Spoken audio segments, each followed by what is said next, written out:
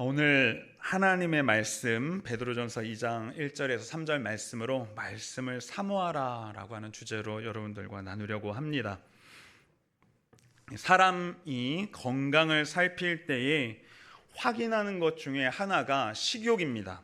몸이 건강하면 때가 되었을 때에 자연스럽게 배고픔을 느끼게 됩니다. 음식 냄새를 맡으면 먹고 싶은 마음이 생기고 좋은 음식을 먹으면 그 맛을 즐기게 된 것입니다. 그러나 몸이 많이 지치거나 병이 들면 좋은 음식 앞에서도 입맛이 생기지 않을 때가 있습니다. 여러분, 우리도 많이 경험하지 않았습니까? 감기 같은 것이 심하게 들면 입맛이 없다라고 하죠. 그래서 억지로 꾸역꾸역 음식을 먹으면 뭐라고 합니까? 고무 씹는 것 같다. 아무 맛이 안 난다. 그렇게 말하지 않습니까? 입맛을 잃는다는 것은 어떤 의미입니까? 단순히 한 끼를 못 먹겠다, 먹고 싶지 않다, 이렇게 끝나는 것이 아니라 몸이 너무나도 지쳐 있기 때문에 건강에 이상이 생겼다는 신호를 주고 있는 것입니다. 우리의 영혼에도 이와 비슷한 일이 일어납니다. 어느 때에는 하나님의 말씀이 간절히 듣고 싶습니다. 예배를 기다리게 되고 성경의 한 구절이 마음을 붙들어서 하루 종일 그 말씀에 감격하면서 살아가게 되는 것이죠. 여러 번 들었던 복음의 말씀인데도 마음에 새롭게 다가옵니다. 그 말씀을 통해 다시 믿음으로 살아갈 힘을 공급받고 나가게 됩니다. 그러나 어느 때에는 말씀을 들어도 마음이 잘 움직이지 않는 것입니다. 예배에 참석하지만 하나님께서 내게 말씀하실 것이라는 그 기대감이 전혀 없이 이 자리에 앉아 있게 됩니다.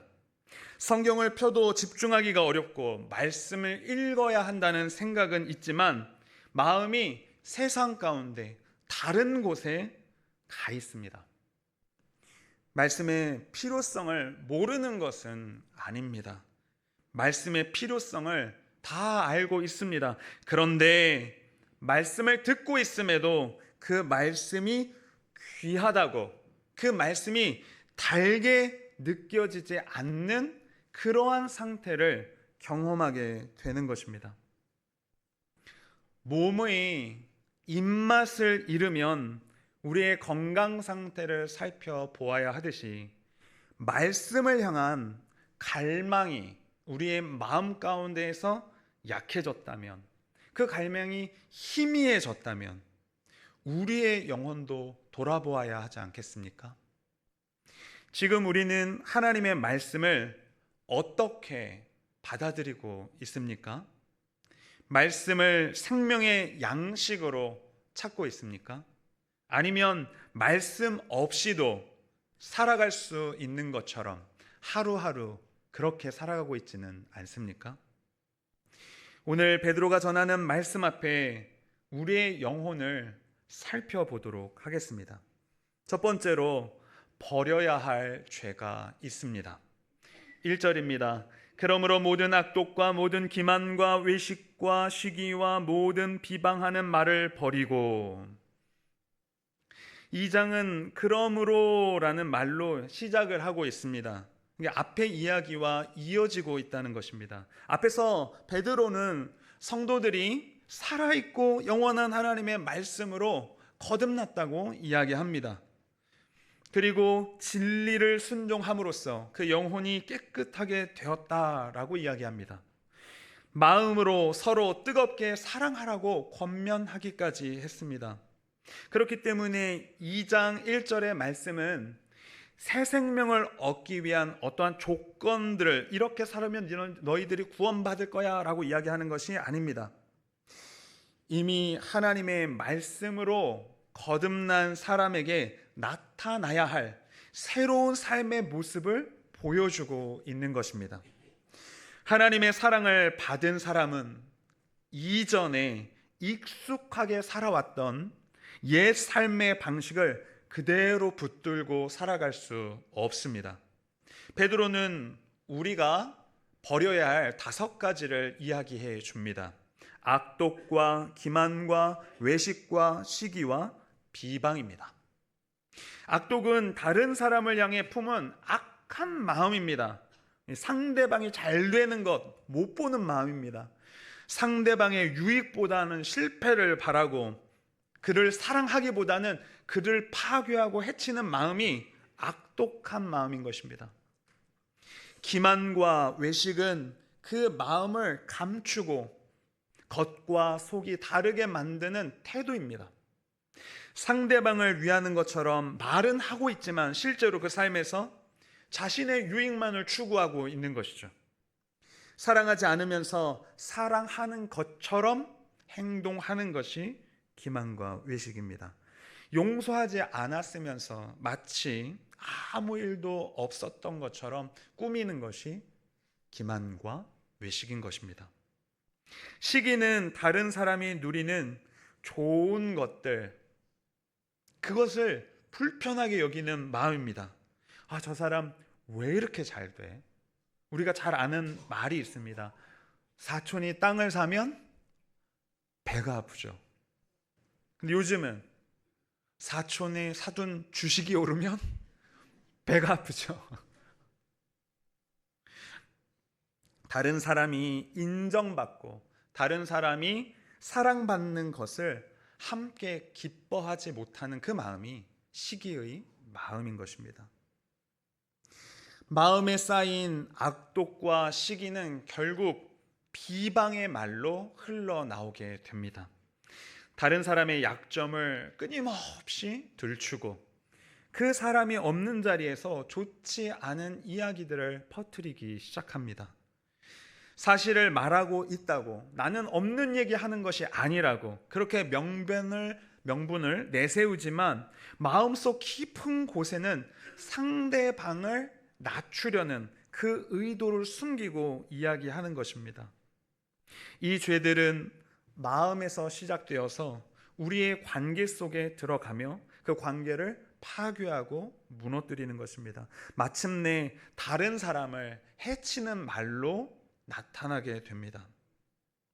그래서 이 죄들은 마음으로 뜨겁게 서로 사랑하라라고 하는 이 앞절 1장의 말씀에 정면으로 대치되고 충돌하는 것이죠. 말씀으로 거듭났다고 하면서 다른 사람을 미워하고 속이며 비방한다면 우리가 받은 이 새 생명의 모습이, 이 거듭난 모습이 그 관계 속에서 결코 드러나지 못합니다. 베드로는 오늘 본문에서 이 모든 것을 어떻게 하라고 이야기합니까? 버리라, 버리라, 버리라고 말합니다. 여기에는 입고 있던 낡은 옷을 벗어 버리라라는 의미가 담겨져 있습니다. 우리는 오래 입은 옷에 익숙해진 그 모습들을 가지고 있습니다. 오래 입은 옷에 익숙해져서 그 옷을 이제 버리지 않는 것이죠. 저도 잠자기 전에 입는 반바지가 하나 있는데 청년 때부터 입던 겁니다. 아내는 허리가 고무줄이 늘어나가지고 버리라고 했는데 그냥 친숙해서 계속 입고 있습니다. 그런데 우리의 관계의 이런 죄들도 마찬가지입니다. 너무 오래 익숙해져서 그게 죄인지조차 모르고 그렇게 살아가는 것이죠. 여러분, 가족에게 상처를 주는 말을 하고도 그저 가장 가까운 사이라고 하는 그 이유 때문에 가볍게 넘길 때가 있습니다. 우리 청소년들이 가장 가깝게 여기면서 막말하는 대상이 누굴까요? 엄마. 실제로 엄마에게 동질감을 느끼면서 쉽게 막말을 한다고 합니다. 다른 사람의 부족함을 이야기하면서 그것이 내가 염려가 돼서 그렇게 얘기하는 거야. 내가 정말 정직하게 얘기해. 없는 얘기하는 거 아니야. 내가 정말 충고하기 위해서 이 이야기하는 거야. 그렇게 얘기하면서 누군가에게 상처를 줄 수 있는 것이죠. 누군가가 인정받는 모습을 보면서 마음이 불편해합니다. 그러면서도 그렇게 불편해하는 자신은 떳떳하고 정당한 평가를 내리는 것이죠. 그러나 말씀으로 거듭난 그 사람은 이런 옷을 계속 입고 살아갈 수 없습니다. 베드로는 모든 악독과 모든 기만 그리고 모든 비방을 버리라 라고 말했습니다. 일부는 내려놓고 일부는 남겨둘 만한 것들이 아닙니다. 모두 그 죄를 벗어 버려야 하는 것입니다. 말씀을 사모하는 것과 죄를 버리는 것은 서로 떨어져 있지 않습니다. 우리를 거듭나게 한 이 말씀은 우리의 생각만 바꾸는 것이 아니라 우리의 삶을 바꾸어서 결국 사람을 대하는 태도까지도 모두 새롭게 만드는 것입니다. 말씀을 받아 먹으면서도 악독과 거짓과 시기를 계속 품고 있다면 그 말씀에 어떻게 우리가 순종하고 있다고 이야기할 수 있겠습니까? 그러므로 말씀 앞에 설 때 다른 사람들을 먼저 떠올리지 말아야 합니다. 바로 자기 자신을 들여다봐야 하는 것입니다. 이 말씀은 저 사람 때문에 저 사람이 들어야 하는데 그렇게 생각하지 말고 우리 안에 있는 악독과 기만과 외식과 시기와 비방을 살펴보시기 바랍니다. 주님, 다른 사람의 유익보다 제 마음을 먼저 앞세웠습니다. 주님, 앞에서 제 모습을 꾸미고 다른 사람들과 끊임없이 비교하면서 나는 아무 죄가 없다고 그렇게 말했습니다. 주님, 제 말로 다른 사람을 낮추고 비방하며 업신여기며 아프게 했습니다. 우리는 죄를 숨기지 않고 주님 앞에서 이렇게 인정하며 기도할 수 있습니다. 그렇다고 우리가 이렇게 기도하며 먼저 깨끗해져야 하나님 앞에 나아갈 수 있다고 말하는 것은 아닙니다. 하나님께서 말씀으로 이미 새 생명을 주셨기 때문에 이제 그 은혜 안에서 옛사람의 옷을 벗어버릴 수 있다고 말씀드리는 것입니다. 여러분, 버림은 은혜를 받기 위한 조건이 아니라 이미 은혜를 받은 사람에게 나타나는 참된 변화인 것입니다. 여러분, 예수님께서는 우리의 악독과 거짓과 위선과 시기의 죄까지 모두 십자가에 담당하셨습니다. 우리는 십자가에서 이루신 이 용서를 의지하여서 죄를 숨김없이 남김없이 고백하고 돌이켜야 합니다. 성령께서는 우리가 옛사람의 죄를 벗고 사랑으로 살아가도록 도와주실 것입니다. 이제 말씀으로 거듭난 사람답게 우리의 이웃과의 가족과의 관계를 무너뜨리는 옛사람의 옷을 벗고 사랑으로 서로를 세우며 살아가는 여러분 되시기 바랍니다. 두 번째로 사모해야 할 말씀이 있습니다. 2절입니다. 갓난 아기들 같이 순전하고 신령한 젖을 사모하라. 이는 그로 말미암아 너희로 구원에 이르도록 자라게 하려 함이라. 이 본문에서 사모하라라고 명령하고 있습니다. 베드로는 말씀을 한번 읽어보라고 이야기하지 않았습니다. 시간이 남으면 말씀을 한번 가까이 해보라고 이렇게 이야기하는 것이 아닙니다. 갓난 아기가 젖을 찾는 것처럼 간절히 찾으라고 이야기합니다. 갓난 아기는 젖이 없으면, 먹지 않으면 살아갈 수가 없습니다. 배가 고프면 다른 것으로는 그 배고픔을 달랠 수가 없는 것입니다. 자신의 생명이 어디에서 공급되는지를 본능적으로 알고 있습니다. 여러분, 신앙이 깊어질수록 우리는 말씀 없이 살아갈 수 없다는 사실을 분명히 알게 되지 않습니까? 믿음이 성숙한 사람은 어떤 사람입니까? 자신에게 하나님의 은혜가 얼마나 필요한지를 깊이 아는 사람, 그 사람이 믿음이 성숙한 사람입니다. 여기서 순전하고 신령한 젖은 그럼 무엇을 가리킵니까? 베드로전서 1장 23절에서 너희가 거듭난 것은 썩어질 씨로 된 것이 아니요 썩지 아니할 씨로 된 것이니 살아있고 항상 있는 하나님의 말씀으로 되었느니라. 썩어질 씨로 된 것이 아닙니다. 항상 있는 하나님의 말씀으로 말미암아 우리가 믿음을 갖게 되었습니다.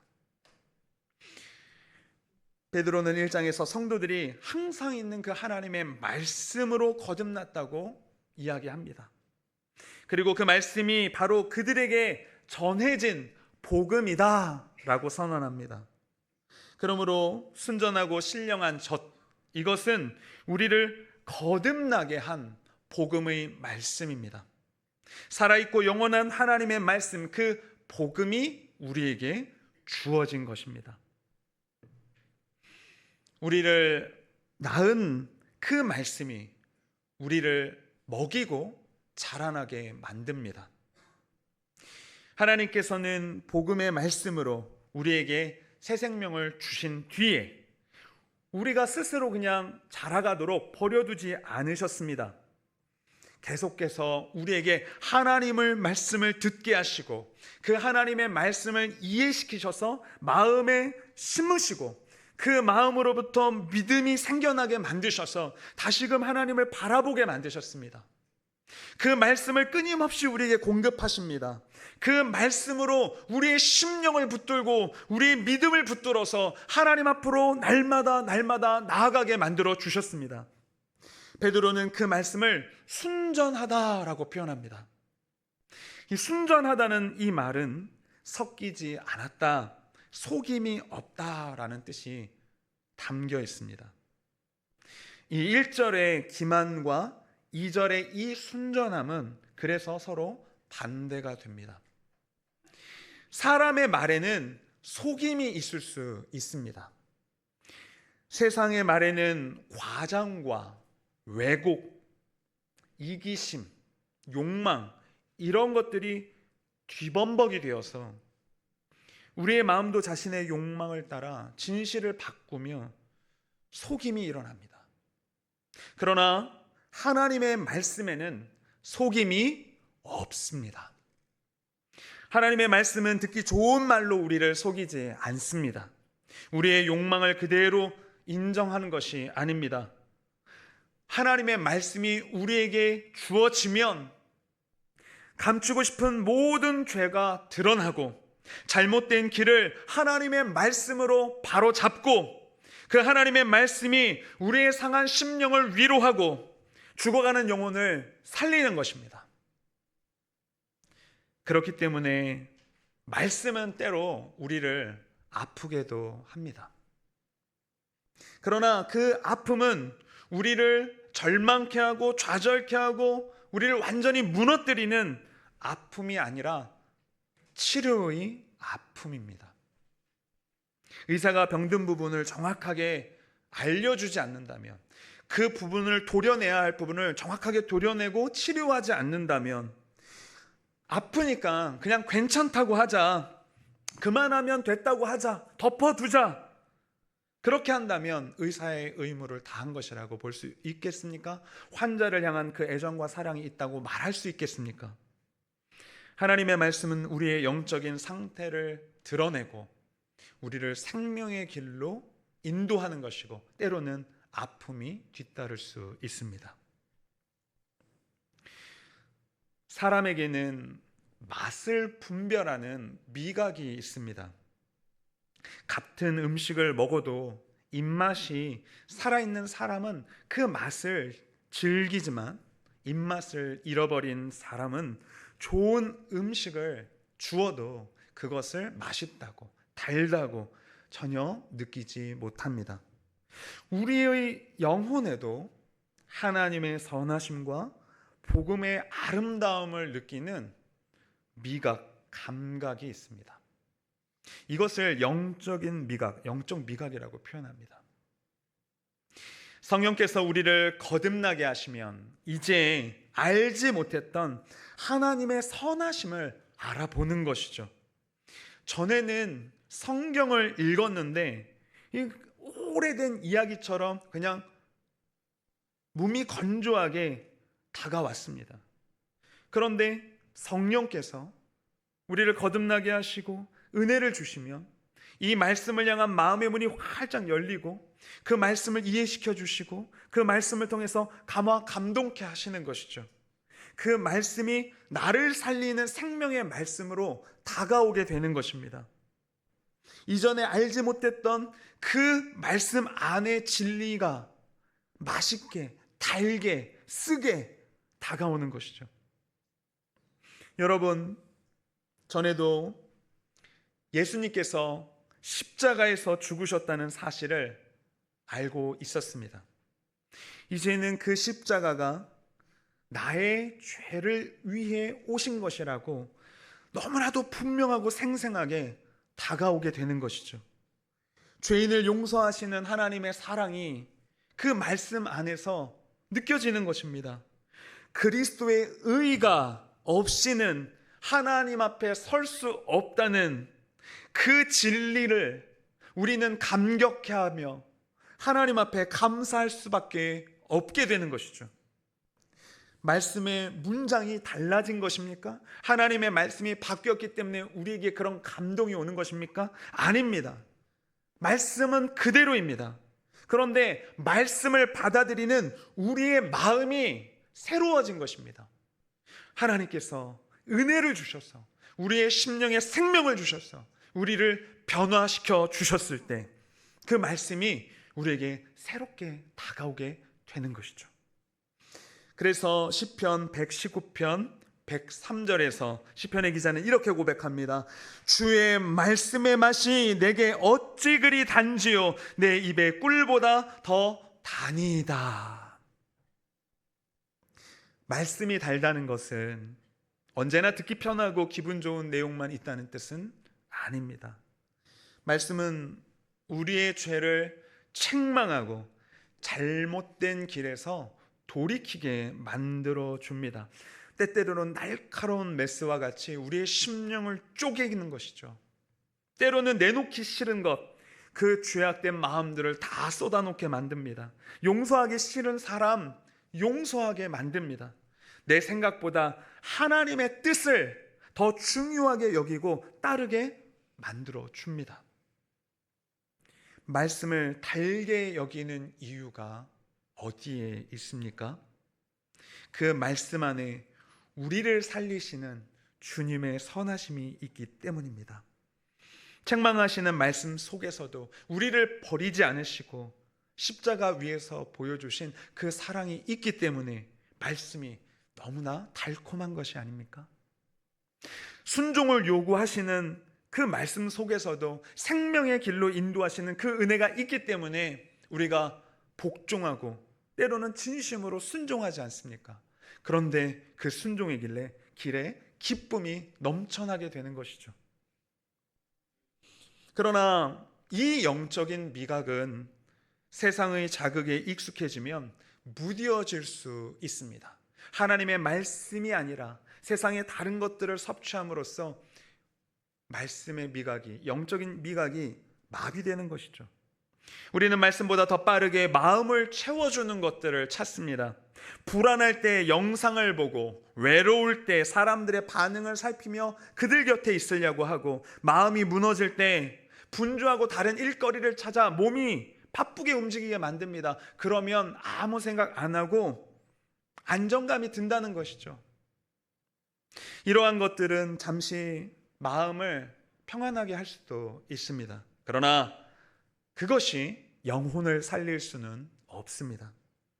사람의 인정은 잠시 기쁘게 하지만 곧 또 다른 인정을 필요로 하게 만듭니다. 세상의 즐거움은 잠시 마음을 채우지만 다시 허전해질 것입니다. 성공과 많은 것을 소유하는 것들은 우리의 삶에 어느 정도의 안전을 보장하고 안정을 가져다 줄 수 있지만 죄와 죽음의 문제는 결코 해결해 줄 수 없습니다.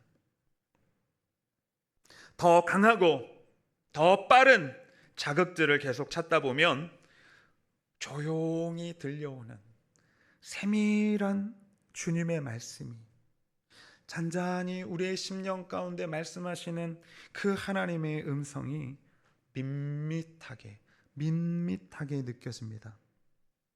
여러분, 죄를 품고 내 고집을 하나님 앞에 내려놓지 않으면 말씀이 달게 들리기보다는 불편해지기 시작합니다. 말씀을 통해 하나님의 뜻을 찾기보다는 내 생각을 확인하려고 합니다. 내 생각과 하나님의 말씀이 대치되고 달랐을 때에 받아들이지 않게 됩니다. 하나님의 말씀을 내 주장과 내 고집을 지지하는 말씀으로 받아들이려고만 하는 것이죠. 이렇게 나는 하나님의 말씀에서 멀어지는 것입니다. 그렇다고 그 하나님의 말씀이 맛이 없다고 해서 말씀을 멀리 해서는 안 됩니다. 입맛을 잃었다고 음식을 완전히 끊어버리면 어떻게 됩니까? 더 몸이 약해집니다. 말씀을 향한 갈망이 약할수록 어떻게 해야 합니까? 하나님 말씀 앞으로 나아가야 하는 것입니다.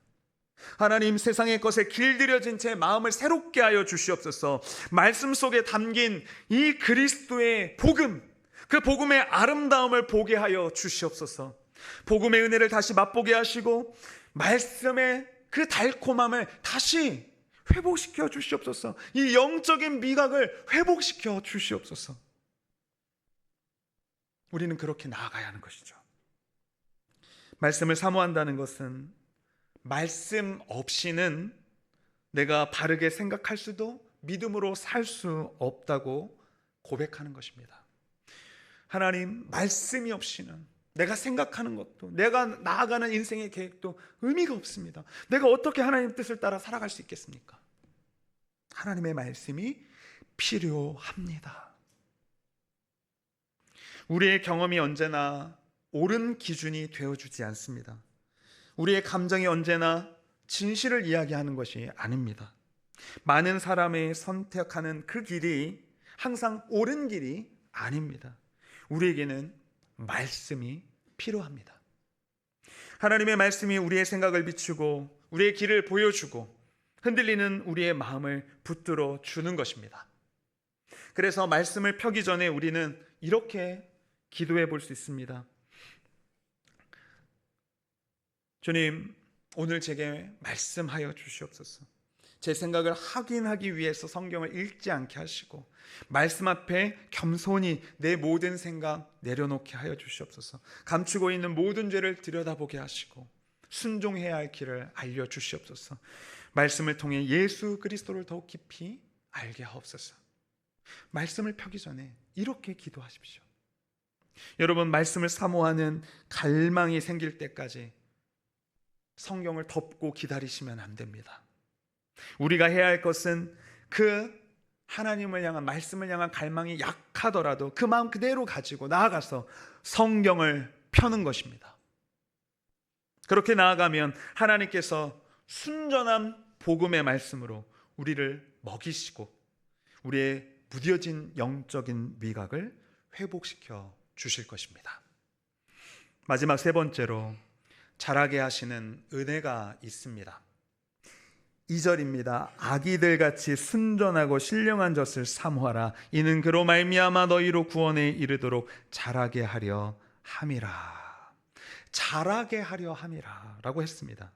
여러분, 말씀을 사모해야 할 목적이 무엇입니까? 바로 성장입니다. 여기에서 자라게 하려 함이라라는 말은 수동태로 쓰였습니다. 수동적인 표현이죠. 누군가가 자라게 해 주시는 것입니다. 우리는 말씀을 사모하고 받아 먹지만 우리를 자라게 하시는 분은 하나님이십니다.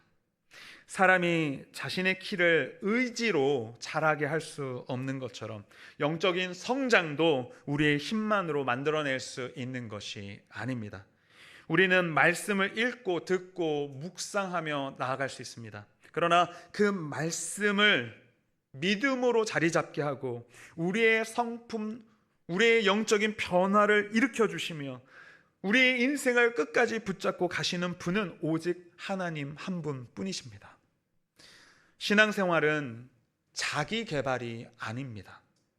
조금 더 괜찮은 사람이 되기 위해서 마음 공부하고 마음 훈련하는 건 불교에서나 하는 것입니다. 우리의 의지와 노력을 모아서 스스로 구원에 가까이 나아갈 수 없습니다.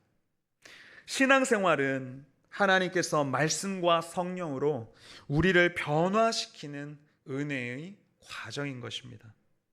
그래서 우리에게 이 말씀의 은혜가 꼭 필요합니다.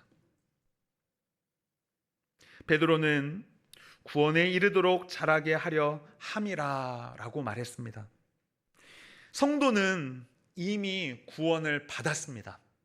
예수 그리스도의 십자가와 그 부활을 믿음으로 죄사함을 받고 하나님의 자녀가 되었습니다. 그러나 아직 구원의 모든 영광을 누리고 있는 것은 아닙니다. 우리는 여전히 주와 싸우며 살아갑니다. 믿음이 흔들리고 때로는 넘어지고 낙심할 때도 있습니다. 우리 안에는 여전히 버려야 할 죄들도 있습니다. 우리가 버려야 할 것, 악독과 기만과 외식과 시기가 남아있는 것입니다. 하나님의 말씀을 알고 있으면서도 세상의 소리에 더 쉽게 마음을 빼앗기는 것이 우리의 모습입니다. 그러나 하나님은 우리를 그대로 버려두지 않으십니다. 말씀으로 낳으신 그 사람을 말씀으로 먹이십니다. 우리를 믿음으로 자라게 하시고 우리의 성품을 그리스도 닮도록 변화시켜 주십니다. 마지막 구원의 완성에 이를 때까지 우리를 끝까지 붙들고 인도해 주십니다. 여러분, 그렇다고 우리가 말씀을 많이 읽어야 구원을 받을 자격이 생긴다는 뜻은 아닙니다. 말씀을 사모하는 것은 구원의 대가가 아니라 말씀을 향한 갈망과 이 성장은 하나님께서 우리 안에 생명을 주셨다는 열매입니다. 그런데 우리의 갈망보다 앞서는 것을 우리는 생각해 봐야 합니다. 3절입니다. 너희가 주의 인자하심을 맛보았으면 그리하라. 맛보았으면 이라고 말하고 있습니다. 성도들은 이미 복음 안에서 주님의 인자하심, 그 선하심을 맛보았다는 사실이 전제되고 있습니다. 여러분은 이미 주님의 인자하심을 맛보았습니다. 그러므로 그 말씀을 더욱 사모하십시오 라고 이야기하는 것입니다. 그래서 말씀을 사모하는 것은 은혜를 얻기 위한 조건이 아니라 이미 맛본 은혜의 열매라고 거듭 말씀드립니다. 여러분, 은혜가 명령보다 먼저입니다. 우리가 하나님을 찾기 전에 하나님께서 먼저 우리를 찾으셨습니다. 우리가 하나님을 사랑하기 전에 하나님께서 먼저 우리를 사랑하셨습니다. 우리가 말씀을 사모하기 전에 살아계신 이 말씀이신 예수 그리스도께서 우리에게 먼저 오셨습니다.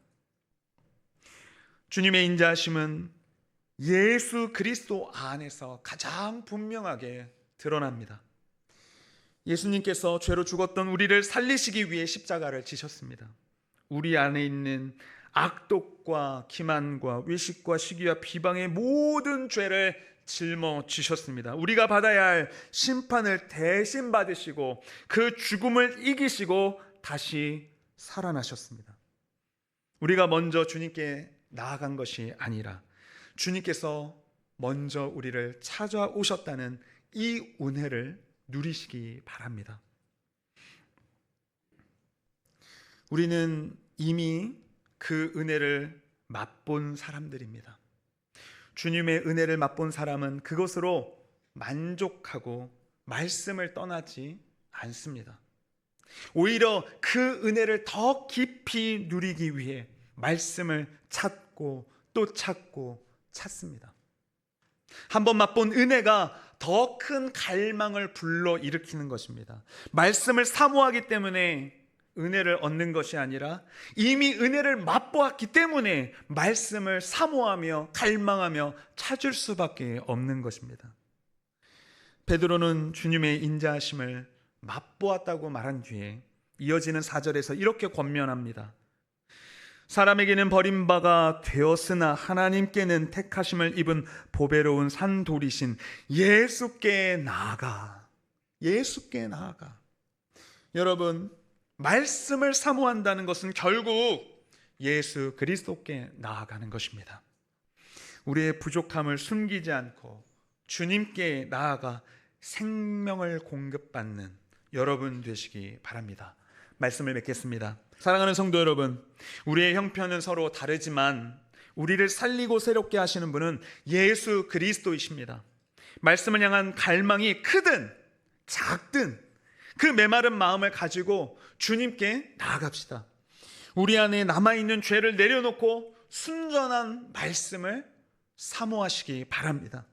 주님 말씀 속에 나타난 그리스도의 아름다움을 보게 하시고 제 안에 말씀을 향한 거룩한 배고픔을 일으켜 주시옵소서. 저와 여러분 이렇게 고백하기를 소원합니다. 우리는 이미 주님의 인자하심을 맛본 사람들입니다. 우리가 말씀을 사모하며 주님께 나아갈 때 하나님께서 우리의 영적 미각을 회복시키시고 구원의 완성에 이르도록 자라나게 해 주실 것입니다. 기도하겠습니다. 우리 시간 함께 기도할 때에